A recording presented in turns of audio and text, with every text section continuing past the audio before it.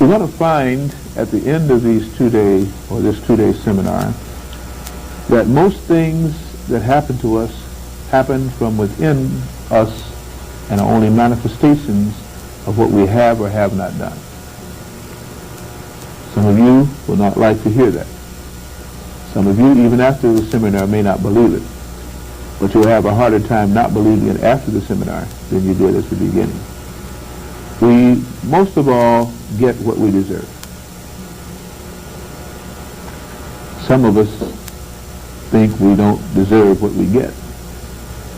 But I think you'll find after this seminar that you get exactly what you deserve.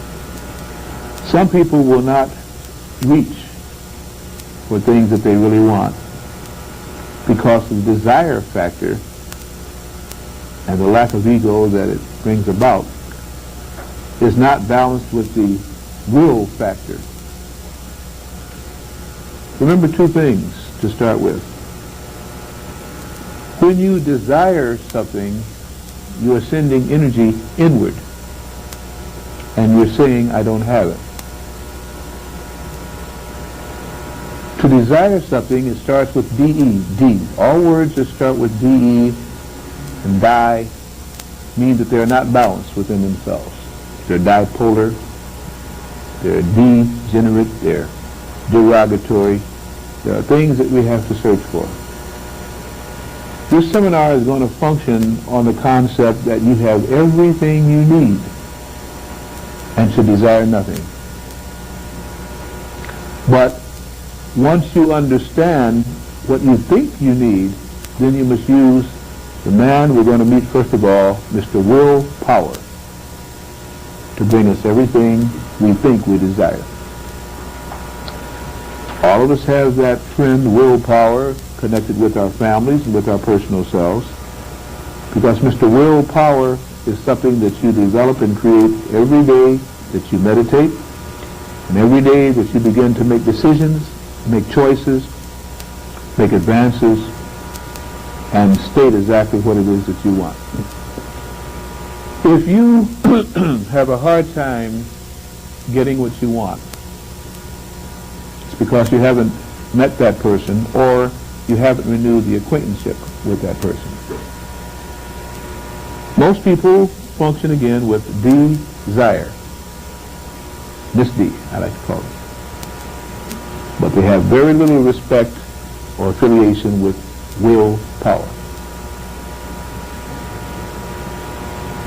The whole of the universe, I would even assume every bit of the cosmos, has been created by a super sophisticated, wonderfully balanced mind. And we have been given privilege through the apparatus that we call brain to live also in that kind of a consciousness and create in our minds whatever it is we want. Like a car sitting outside, very beautiful but unused, a plane sitting outside, very beautiful but unused, anything, a ship that doesn't go to sea but stays at port and at anchor, if you don't use it,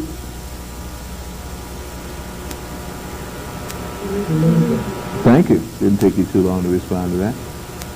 If you don't use will, then desire will soon take you over, and desire has a big frailty. It causes you to have to take it from someone or something else. The minute you take something from someone or something else, and you're not sure that you're worthy of it,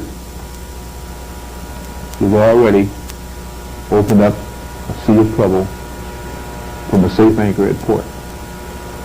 But the minute you will that because you've so convinced yourself that this is mine, it not only should be mine, but it's been mine for so long that I now want to increase it or decrease it, depending on what it is, you go into a whole different state of what is called metaphysical consciousness. And the difference between this seminar today and the usual psychological profiles and consultations is that it embraces heavily metaphysics. To many, when I say metaphysics, it's a turn off or a turn on, depending again on where your consciousness is. Consciousness comes from the word konsion, to know, or that with which we know. That with which we know is granted by birth. How we use that with which we know is easily resulted in what happens to and from the time we're born to the time we change choices. Because there is no such thing as finality of death. We just simply change choices.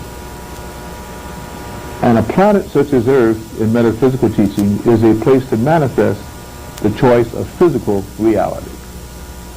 And it's almost like a conundrum. It's almost, again, a ludicrous statement to make, simply meaning that physical reality is juxtaposition. If it's physical, it is not real. I repeat that, even though I saw some faces change, I saw some eyes light up too, and I saw some smiles of wisdom. Physicalness is not reality.